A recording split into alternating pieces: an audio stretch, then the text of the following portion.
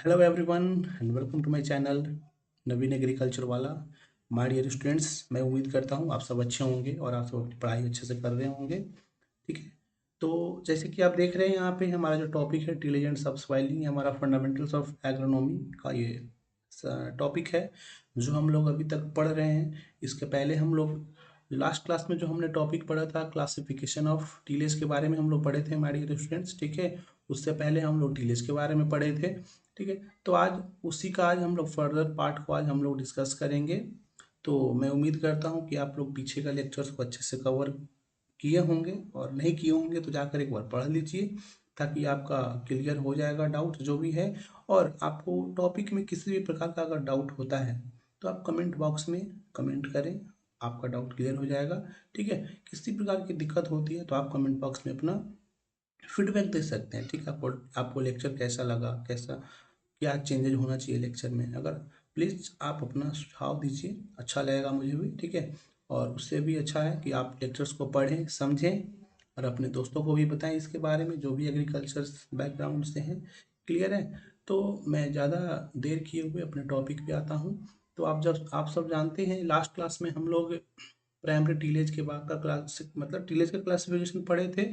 और कहाँ तक पढ़े थे हम लोग? प्राइमरी टीलेज, उसके बाद प्रिपरेटरी टीलेज, ये सब देखे थे। प्रिपरेटरी टीलेज, प्राइमरी टीलेज का फर्दर क्लासिफिकेशन देखे थे हम लोग। Deep tillage, subsoiling, year round tillage. Deep tillage का भी फर्दर क्लासिफिकेशन में 3 भाग है, shallow, medium deep ploughing and deep ploughing. ये कौन किया है भाई? CRIDA, central research institute for dry land agriculture, Hyderabad में है।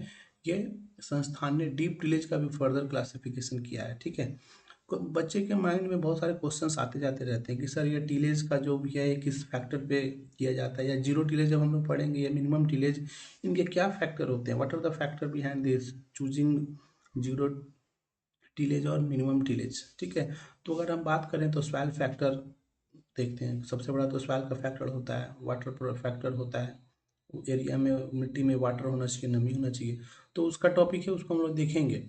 ठीक है, आगे तो ये सेकेंडरी टीलेज पे हम लोग आएंगे। अभी जो लास्ट क्लास में हम लोग यहाँ तक पढ़े हुए थे प्राइमरी टीलेज का क्लासिफिकेशन, सब सॉइलिंग, आज जो हम लोग पढ़ेंगे सेकेंडरी टीलेज से अपना शुरू करेंगे माय डियर स्टूडेंट्स। ठीक है, तो उम्मीद करता हूँ आप लोगों से यही रिक्वेस्ट है कि आप लोग पीछे के टॉपिक्स को पढ़ते रहिए, कुछ भी दिक्कत हो आप पूछिए।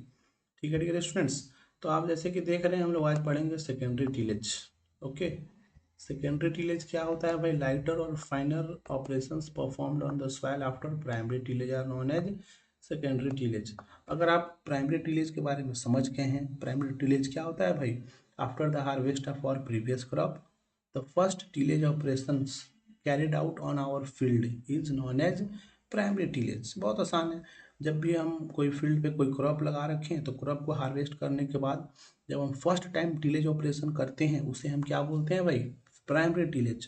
और प्राइमरी टीलेज करने के बाद जब हम 2 बार 3 बार जब उस पर टीलेज ऑपरेशन कर रहे हैं सीड को सोइंग करने के पहले तक, क्यों कर रहे हैं भाई प्राइमरी के बाद सेकेंडरी? ताकि मिट्टी को और फाइन बना सके, मिट्टी को और सॉफ्ट बना सके, मिट्टी को और मेलो बना सके, मुलायम बना सके। ठीक है, तो जब लाइटर फाइनर ऑपरेशन हम लोग फील्ड पे परफॉर्म करते हैं प्राइमरी टीलेज करने के बाद, उस टीलेज ऑपरेशन को क्या बोला गया है? Secondary tillage. क्लियर होगा बात? सेकेंडरी टीलेज में कौन कौन से इंप्लीमेंट्स हम लोग यूज करते हैं वो देख लेते हैं। प्राइमरी टीलेज में आपको पता होगा plough, MB plough, disc plough, cultivator हो गया आपका। ठीक है, ये सब हम लोग प्राइमरी में यूज़ करते थे। हैरो वाला जितना लगा रहेगा वो सब इसमें आ जाएगा, है डिस्क हैरो हो गया, कल्टीवेटर, ब्लेड हैरोज। ठीक है, एक रोटावेटर भी होता है, रोटावेटर जो होता है वो दोनों में आ जाता है, प्राइमरी और सेकेंडरी में, और ये एग्जाम में क्वेश्चन पूछे जाते हैं, ध्यान रखिएगा। रोटावेटर तो क्या है आपका, ये प्राइमरी का भी काम कर देता है, सेकेंडरी का भी काम कर देता है, आज के डेट में अच्छा खासा यूज भी हो रहा है। प्लैंकिंग, ये सब एग्जाम्पल आपको याद होना चाहिए कि सेकेंडरी टीलेज का 5 एग्जाम्पल दीजिए, इंस्ट्रूमेंट्स का नाम बताइए। ठीक है ना? जनरली देख सकते हैं, generally sowing operation is also included in secondary tillage. मतलब सेकेंडरी टीलेज में क्या सोइंग को भी लोग कंसिडर कर लेते हैं, बट हमारा कंसेप्ट क्या होना चाहिए कि जो हम लोग शुरू से पढ़ते आ रहे हैं प्रिपरेटरी और आफ्टर टीलेज। प्रिपरेटरी टीलेज क्या था भाई? कि सीड को, प्रिपरेटरी टीलेज क्या था? जैसे आप जानते हैं ना प्रिपरेटरी टीलेज और आफ्टर टीलेज। प्रिपरेटरी टीलेज क्या? ऐसा टीलेज ऑपरेशन, ठीक है। सीड को सोइंग करने के पहले तक जो हम लोग फील्ड में एक्टिविटीज़ कर रहे हैं वो प्रिपरेटरी। सीड को सोइंग करने के बाद, क्रॉप लगाने के बाद जो हम लोग फील्ड में टीलेज ऑपरेशन कर रहे हैं उसे हम लोग क्या बोले थे, आफ्टर टीलेज।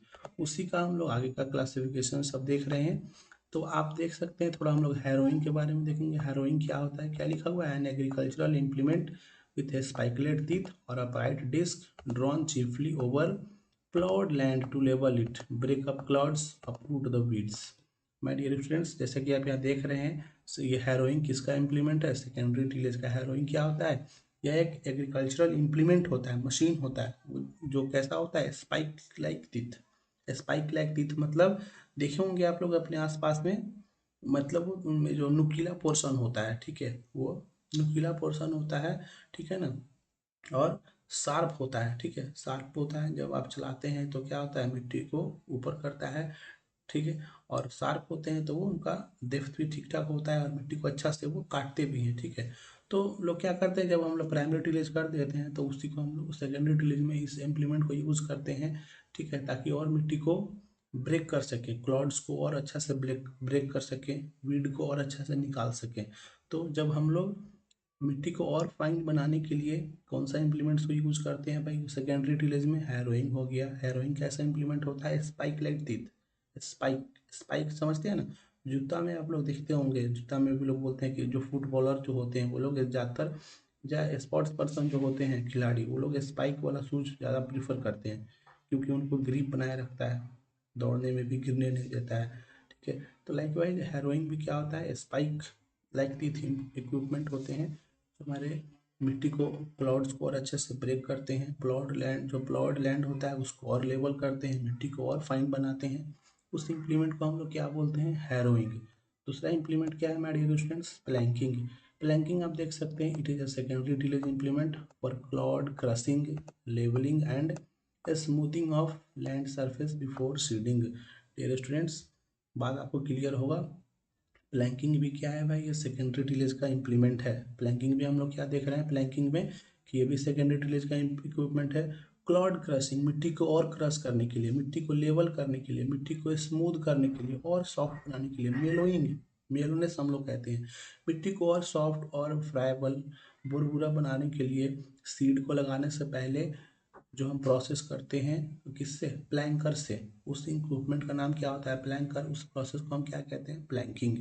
तो बात को, आई होप, उम्मीद करते हैं कि आपको बात समझ में आ रहा होगा और इस बात को आप कंसेप्ट को समझ रहे होंगे, ठीक है। आगे बढ़ते हैं, हम लोग देखते हैं नेक्स्ट टॉपिक हमारा क्या है, ठीक है। जैसे कि आप यहाँ पे देख रहे हैं, ये क्या है हमारा, आफ्टर आफ्टर टीलेज, ठीक है। आफ्टर टीलेज यहाँ पे हमारा टॉपिक आया। तो हम लोग अभी तक पढ़ते आ रहे थे, प्रिपरेटरी टीलेज का पोर्शन अभी तक हम लोग पढ़े थे। अब हम लोग जो नेक्स्ट पॉइंट देखेंगे हमारा क्या है, ये आफ्टर टीलेज। आफ्टर टीलेज क्या होता है my dear students, the tillage operation which are carried out after sowing the seed. Seed को सोइंग करने के बाद जो हमारा टीलेज ऑपरेशन फील्ड पे करते हैं उसे हम लोग क्या कहते हैं, आफ्टर टीलेज। ये आपको यहाँ तक बात क्लियर होगा मैं उम्मीद करता हूँ, ठीक है। मैं उम्मीद ही कर सकता हूँ, जब आप अच्छे से पढ़ेंगे तो और मैं कंफर्म हो जाऊँगा। जब आप कमेंट में क्वेश्चन पूछेंगे, डाउट क्लियर करेंगे तो और हो जाएगा। तो आफ्टर टीलेज आप देख सकते हैं क्या लिखा हुआ है, the tillage operation that are carried out in the standing crop are called after tillage. It includes harrowing, hoeing, intercultivation, earthing up and weeding. जब हम अपने फील्ड में स्टैंडिंग क्रॉप में ये सब ऑपरेशन कैरी आउट करते हैं, हैरोइंग हो गया, होइंग हो गया, ठीक है, तो उसी को क्या बोला गया हुआ है। तो आप देख रहे हैं ना, आफ्टर टीलेज में हम लोग क्या करते हैं, स्टैंडिंग क्रॉप, सीड को सोइंग करने के बाद जो हम लोग फील्ड में टीलेज ऑपरेशन कर रहे हैं उसे हम लोग क्या बोले हैं, आफ्टर टीलेज, वही चीज़ है। तो आफ्टर टीलेज में हम लोग क्या, हैरोइंग करते हैं, होइंग करते हैं, इंटर कल्टिवेशन, ठीक है, earthing up, weeding. After tillage में क्या, अगर दो क्रॉप लगा रखे हैं, उस क्रॉप के बीच में जो दूरी है उसमें अगर वीड लगा हुआ है तो उस वीड को हटाते हैं। अगर आप चाहते हैं कि उस दो क्रॉप के बीच में जो दूरी है उसमें कोई क्रॉप लगाना है तो वो कर सकते हैं, ठीक है। मॉइस्चर देने के लिए, फर्टिलाइजर देने के लिए हम लोग हैरोइंग वगैरह करते हैं, इंटर कल्टीवेशन करते हैं, वही उसी को इंटर कल्टीवेशन बोला जाता है।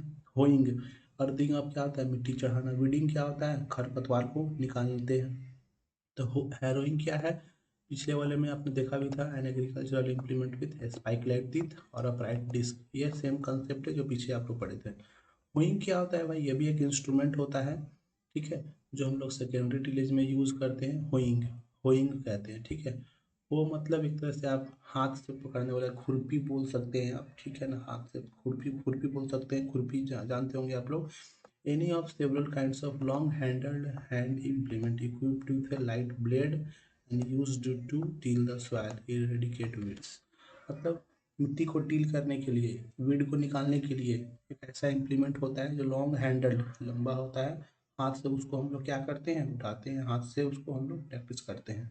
इक्विप करते, और क्या चीज़ लगा रहता है, equipped with light blade, blade जैसा उसमें, मतलब ब्लेड टाइप का रहता है, शार्प रहता है, इक्विप रहता है उसके साथ। इम्प्लीमेंट को क्या बोला गया है, होइंग। होइंग से हम लोग क्या करते हैं, वीड निकालते हैं, मिट्टी को टील करते हैं, ठीक है। आगे देख सकते हैं inter cultivation. Inter cultivation also known as inter culturing is the cultivation of soil between crop rows. बताया था आपको पहले भी कि दो फसल के बीच में, जो उनकी दूरी के बीच में अगर वहाँ पे स्पेस है, तो उसके बीच में अगर हम लोग किसी प्रकार का ऑपरेशन कर रहे हैं, मतलब वीड निकाल रहे हैं, मिट्टी को और क्लॉड्स को और ब्रेक कर रहे हैं, तो उसे क्या बोला गया, या कुछ कोई दूसरा क्रॉप लगा रहे हैं, तो उसी को हम लोग क्या बोल रहे हैं, इंटर कल्टिवेशन, उसी को हम लोग इंटर कल्चरिंग भी कहते हैं, ठीक है। In other words the soil between the two rows of a crops ploughed using dedicated agricultural implements such as blade harrow, tined harrow, even by hand, or for weeding, improving soil aeration and loosening the soil composition। यही चीज़ है। इंटरकल्टिवेशन क्या है, वही कि दो फसल के बीच में जहाँ पे हमारे पास स्पेस है, तो उसको और प्लॉ करते हैं, ठीक है, हैरो से, ब्लेड हैरो या टाइंड हैरो से, वीड को निकालने के लिए, मिट्टी में और एरेशन देने के लिए। जब वीडिंग डिलेज करेंगे तो क्या होगा, मिट्टी का हार्डनेस ब्रेक होगा, सॉइल का लूज होगा, और एयर का मूवमेंट अच्छा होगा, कार्बन डाइऑक्साइड एयर का अच्छा खासा बैलेंस होगा वहाँ पे, ठीक है ना। जब हार्ड सॉइल है तो क्या है, वहाँ पे CO2 का कंसनट्रेशन ज़्यादा है। जब आप कॉम्पैक्टनेस ब्रेक कर रहे हैं तो क्या होगा, वहाँ पे ऑक्सीजन का मूवमेंट होगा, मतलब आपका CO2 और ऑक्सीजन का बैलेंस होगा वहाँ पे, ठीक है ना, मिट्टी को और लूज करने के लिए। तो ये आपके क्या है, इंटर कल्टीवेशन। आगे का क्या है आपका, देख, अर्थिंग अप। अर्थिंग अप हम लोग क्या बोलते हैं, to raise the soil as a base of the plant, ठीक है। अर्थिंग अप क्या होता है भैया, देखिए, to raise the soil at base of the plant for the purpose of proving support against lodging root penetration, ठीक है।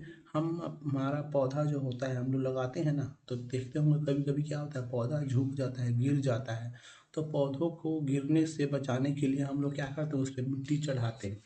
आप लोग देखते हो ना, अपने आसपास में कोई फूल लगा दिए तो वहाँ पे आप लोग क्या करते हैं, मिट्टी चढ़ाते हैं। तो वही चीज़ों को जब हम लोग लार्ज स्केल में जैसे इम्प्लीमेंट से करते हैं, जैसे गन्ना होता है, गन्ना में सबसे ज़्यादा लोग करते हैं, आलू में करते हैं लोग, हॉर्टिकल्चर वाले में, वेजिटेबल वाले में, टमाटर में, मिर्च में लोग करते हैं, बैंगन में करते हैं। लोग क्या करते हैं, मिट्टी उसके रूट के पास चढ़ाते हैं, ताकि रूट क्या होगा, और पेनिट्रेट करेगा अंदर में, और क्या होगा, मिट्टी जहाँ पास चढ़ाएंगे तो क्या होगा, और उसको सपोर्ट मिलेगा ग्रो होने में, और झुकने में उसको नहीं झुकेगा, मतलब, ठीक है ना। जैसे पुष्पा नहीं झुकेगा, तो लाइक वाइज आपका क्या होगा, वो रूट जो है, पौधा है, वो झुकेगा नहीं, ठीक है। तो उसको हम लोग क्या बोलते हैं भाई, अर्थिंग अप कहते हैं उस प्रोसेस को। उम्मीद करते हैं कि बात आपको समझ में आ रहा होगा। आगे का क्या है भाई, वीडिंग। वीडिंग कॉमन चीज़ है, सब जानते होंगे। वीडिंग क्या होता है भाई, the process of eliminating the weeds from cropped area.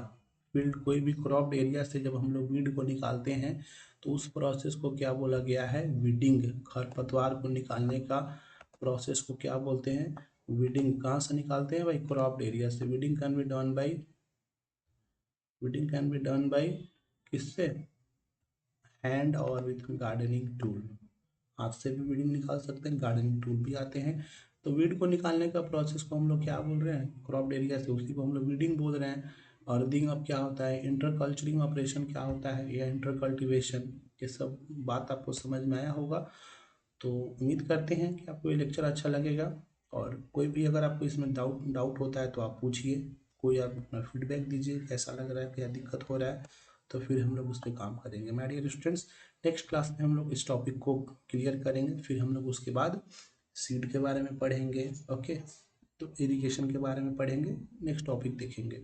तो आज के लिए हम लोग इसको यहीं पे ख़त्म करते हैं लेक्चर को, फिर मिलते हैं हम लोग कोई अच्छा टॉपिक के साथ नेक्स्ट। और अच्छा क्या, यही टॉपिक का फर्दर पार्ट पढ़ेंगे, ठीक है। तो आपसे रिक्वेस्ट है कि आप लेक्चर्स को पढ़ें और समझें और कमेंट करें, कोई क्वेश्चन पूछें, अपना फीडबैक दीजिए, ठीक है डियर स्टूडेंट्स। तो आज के लिए बहुत बहुत धन्यवाद। May God bless you.